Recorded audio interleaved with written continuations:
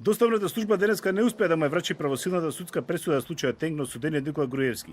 Иако сите очекување предвидувања беа во насока на тоа дека пресудата на апелациониот суд на судско рочиште за предметот наречен ТНТ ќе му биде доставена на рака, а со тој ќе се отвори и пат за негово упатување во установа, каде тој ќе издржува двегодишната затворска казна.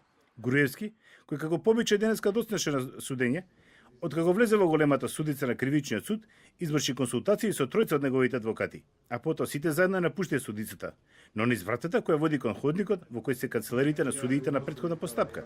5 минути подосна тие се вратија, а потоа беше побарано одложување на судењето.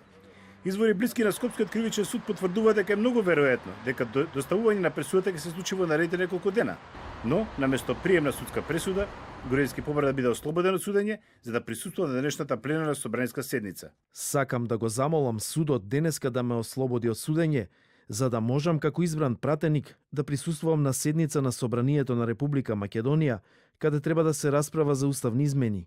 До сега не сум користел право да барам одложување и затоа сметам дека денешното судење треба да се одложи.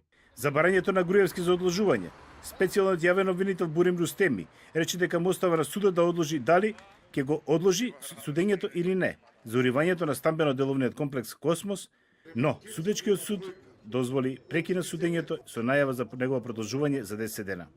Во предметот ТНТ, освен Никола Груевски, обвинети се и екс-министер за транспорт и врски Милијана Киевски, поранешниот градоначелник на општина Газибаба Тони Трајковски, како и лицата Елизабета Најдовска, Насер Алев, Марика Зафировска и Алесандра Димитриева. Тие се товарат дека гурнале објектот Космос мотивирани од политички причини.